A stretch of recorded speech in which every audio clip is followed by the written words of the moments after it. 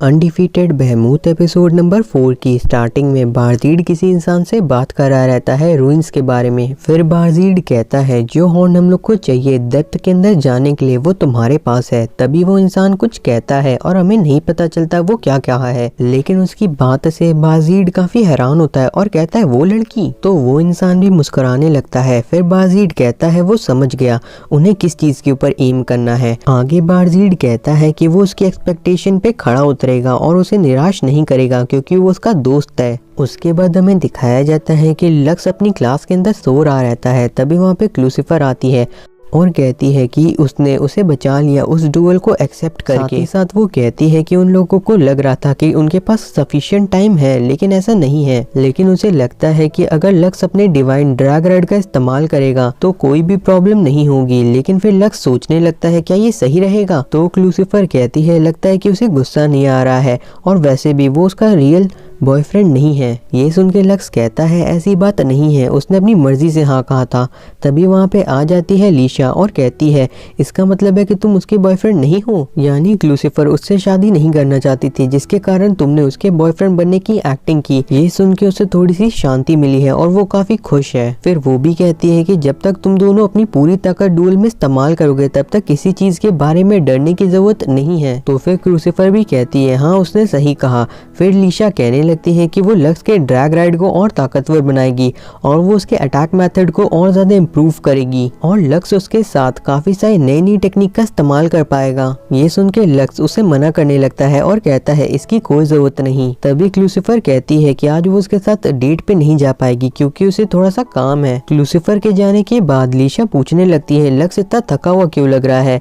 तो फिर लक्स कहता है कि उसे काफी काम था इसलिए वो अच्छे से सो नहीं पाया। अगले सीन में हमें दिखाया जाता है इंपीरियल कैपिटल अस्टिमाटा कासल को, जहाँ पे बात चल रही रहती है कि 4 ग्रेट नोबल को एक साथ आए हुए काफी टाइम हो गया है। तभी क्लीडी कहने लगती है कि सभी को पता ही होगा रैग्नारॉक के बारे में। तो फिर उसके बगल में खड़ा हुआ इंसान कहने लगता है कि हर एक रूइन के अंदर एक बहुत ही ताकतवर एबिस आएगा और जब वो लोग उसे हरा देंगे तो फिर रैग्नारॉक पोसाइडन जो कि कैद है वो उन्हें वापस से जगाने की कोशिश करेगा। ये सुन के बाकी के लोग कहने लगते हैं यानी कि तुम कहना चाहते हो कि उन्हें उस दिन के लिए तैयार रहना होगा। फिर एक दूसरा इंसान कहने लगता है कि उन लोगों को नहीं पता है कि नया एम्पायर इतना ताकतवर है या नहीं। फिर बारजीड के फादर कहते हैं अगर उन लोगों को रैग्नारॉक को सप्रेस करना है तो उन लोगों को रूइंस को इन्वेस्टिगेट करना होगा और उन्हें वहाँ पे छुपे हुए काफी ताकतवर हथियार को ढूंढना होगा और अगर हो सके तो वो ये काम अपने बेटे को देना चाहेगा। देन हमें दिखाया जाता है प्रिंसिपल सभी से कह रही रहती है कि वो लोग यहाँ पे आए हैं इन्वेस्टिगेशन के बारे में बात करने के लिए। कल वो लोग एक रेगुलर इन्वेस्टिगेशन करने वाले हैं। फिर वो उन लोगों को वो हॉर्न दिखाती है और पता चला है कि उसका इस्तेमाल होता है रूइंस की गहराइयों में जाने के लिए, जिसका मतलब है कि ये जो हॉर्न जैसी दिखने वाली फ्लूट है ये वहाँ की चाबी है। फिर वो उस फ्लूट को दे देती है लक्स को संभाल के रखने के लिए। तभी लीशा कहने लगती है कि आज का काम खत्म होने के बाद वो उसके ड्रैग राइड को एडजस्ट करना चाहेगी ताकि वो नई टेक्निक का इस्तेमाल कर पाए। तो फिर लक्स कहता है उसे नहीं लगता कि इसकी कोई जरूरत है और फिर वो देखता है कि क्लूसिफर एक कोने के अंदर खड़ी रहती है। लक्स सोचने लगता है कि आखिर वो यहाँ पे क्या कर रही है। फिर वो उससे जाके पूछता है कि आखिर वो मीटिंग पे क्या कर रही थी। तो फिर वो कहती है कि वो भी ज्वाइन करने वाली है इन्वेस्टिगेशन को।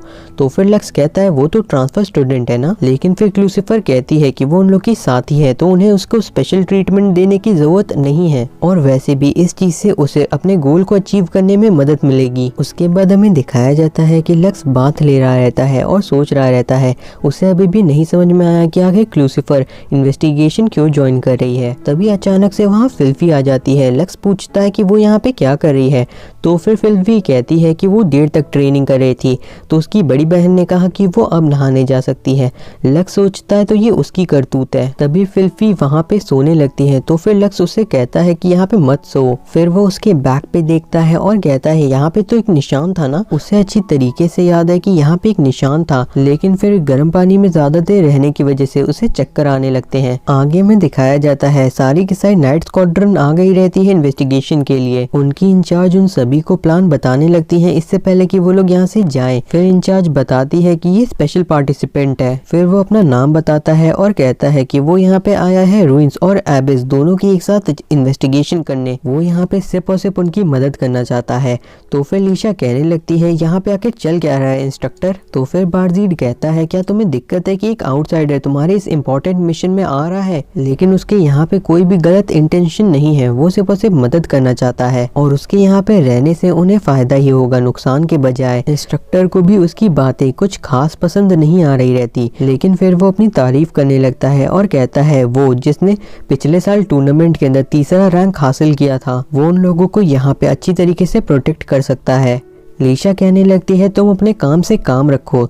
तो फिर बारजीड कहता है असल में वो यहाँ पे आया है अपनी फ्यूचर वाइफ के लिए ताकि जरूरत पड़ने पे वो उसकी मदद कर सके, लेकिन क्लूसिफर काफी गुस्से में रहती है। आगे इंस्ट्रक्टर सभी से कहती है कि वो लोग एबिस को सप्रेस करेंगे और बारजीड उन्हें प्रोटेक्ट करेगा। लक्स क्लूसिफर की ओर देखता है और क्लूसिफर को ये सब कुछ बिल्कुल भी पसंद नहीं आ रहा रहता। देन वो सभी पहुंच जाते हैं अपनी डेस्टिनेशन पे और टारगेट को कंफर्म करते हैं। लक्स कहता है तो ये हेरोइन। तभी क्लूसिफर कहने लगती है कि अब उन्हें आगे बढ़ना चाहिए। तो फिर लीशा कहती है क्लूसिफर से रुकने के लिए, लेकिन क्लूसिफर वहां से आगे चली जाती है और वो उसे जाने दे क्योंकि वो ठीक रहेगी। लक्स ये देख के सोच रहा रहता है वो तो काफी जल्दी में थी। फिर हमें बारजीड और उसके ड्रैग राइड को दिखाया जाता है। बारजीड सोच रहा रहता है उसकी फ्यूचर वाइफ का कितना अच्छा एटीट्यूड है। तभी नकोटो कहती है कि सभी चौकन्ने रहें क्योंकि कुछ आ रहा है। और फिर वहाँ पे एक बड़ा सा एबिस आ जाता है जो कि एक डियाब्लो रहता है। लक्स उसे देख के कहता है ये तो इतना ताकतवर है कि ये छोटी सिटी को खुद ही तबाह कर सकता है। तभी वो डियाब्लो काफी जोर से चिल्लाता है और फिर सीधा नकोटो के ऊपर हमला करने लगता है, लेकिन बीच में लक्स आ जाता है और उसके हमले को रोक देता है। लेकिन उस डियाब्लो के दांतों से लक्स की तलवार टूटने लगती है।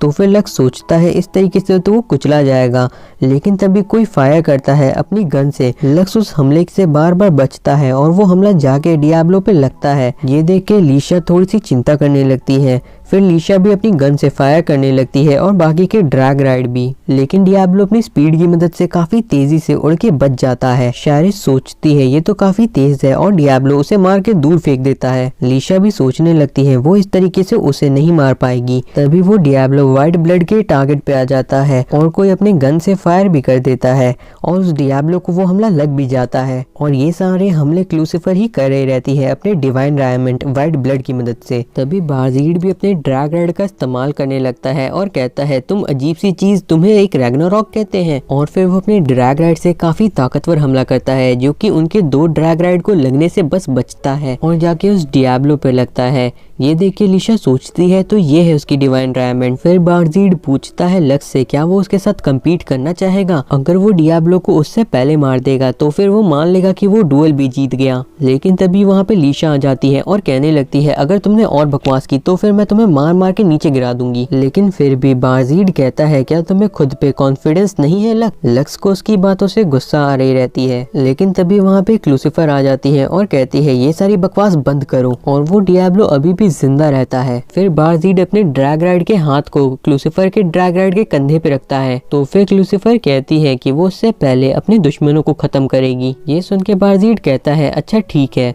और फिर क्लूसिफर जाके अपने व्हाइट ब्लड का यूज करना शुरू कर देती है और सोचती है कि वो इस बार उसे पक्का खत्म कर देगी। लेकिन इस बार वो उस डियाब्लो के ऊपर टारगेट नहीं कर पा रही रहती और फिर वो सोचने लगती है आखिर व्हाइट ब्लड क्यों नहीं काम कर रहा। डियाब्लो क्लूसिफर की ओर बढ़ने लगता है तो फिर लक्स को चिंता होने लगती है।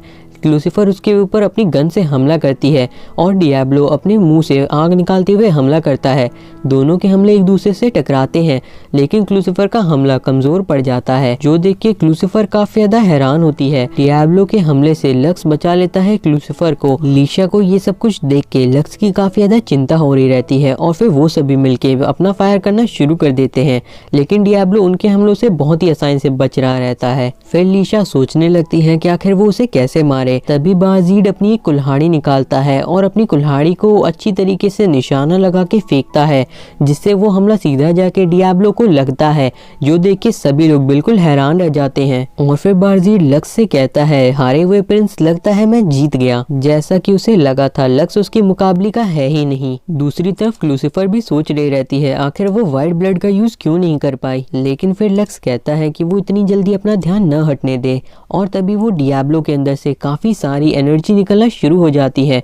सभी लोग कहते हैं कि ये बहुत ही बड़ा इम्पैक्ट करेगा उनके ऊपर, तो सभी अपने गार्ड्स को ऊपर कर लें। वो डियाब्लो फटता है और काफ़ी ज़्यादा एनर्जी निकलती है।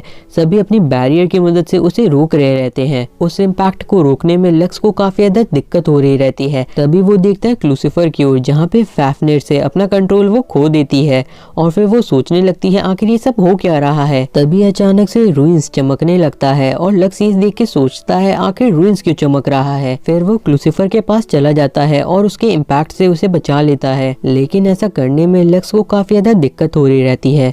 फिर हमें दिखाया जाता है लक्स की कुछ मेमोरीज को, जहाँ पे वो लेटा रहता है और बुरी तरीके से हाँफ रहा रहता है। तभी एक इंसान आता है और कहता है आखिर ये क्या हुआ, तुम्हारा जैसा इंसान जो कि मास्टर है वो अपना कंट्रोल कैसे खो सकता है, वैसे ये तबाही यहाँ पे कैसे हुई। तो फिर लक्स कहता है कि वो असल में एक नई टेक्निक का इस्तेमाल करने की कोशिश कर रहा रहता है, लेकिन अब उसे लगता है कि ये बहुत ही गलत डिसीजन था। तभी लक्स की आंखें खुलती है और वो देखता है कि वो जमीन पे लेटा हुआ है और वो उठने के बाद देखने लगता है आसपास की जगह को, जो कि काफी अजीब रहती है। और तभी वो देखता है कि वहाँ पे क्लूसिफर भी है।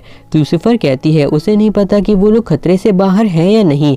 लक्स कहता है उसे पक्का यकीन है कि वो एबिस फटा था। तो क्लूसिफर कहती है उसे लगता है कि उस एक्सप्लोजन की वजह से वो लोग इस रूइन के अंदर आ गए। फिर लक्स उससे पूछता है क्या वो ठीक है, तो फिर वो कहती है लक्स ने उसे प्रोटेक्ट किया जिसके कारण वो ठीक है। और आखिर में वो लोग रूइंस के अंदर एंटर होने में कामयाब हुए, लेकिन अब उन्हें अल्टर की ओर जाना चाहिए जो कि सेंटर में है और उसे यकीन है कि वहाँ पे वो लोग बाकी सभी से मिल पाएंगे। तभी लक्स कहता है उसे लगता है कि यहाँ पे बारिश हो रही है।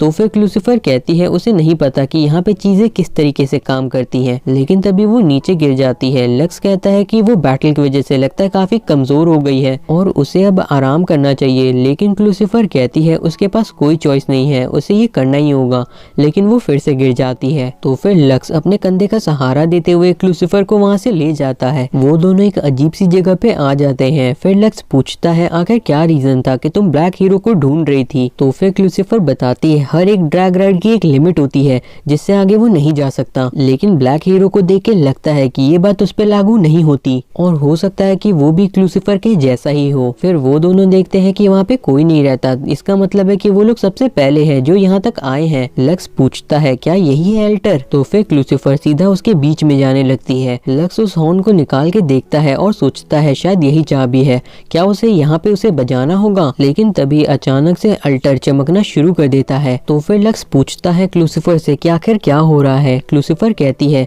सच ये है कि वो एक ह्यूमन नहीं है इस दुनिया की, वो असल में रूइंस की सर्वाइवर है। तभी रूइंस के अंदर के दरवाजे खुलते हैं और एक काफी तेज रोशनी निकलती है। लक्स ये सब कुछ देख के पूरी तरीके से हैरान रहता है।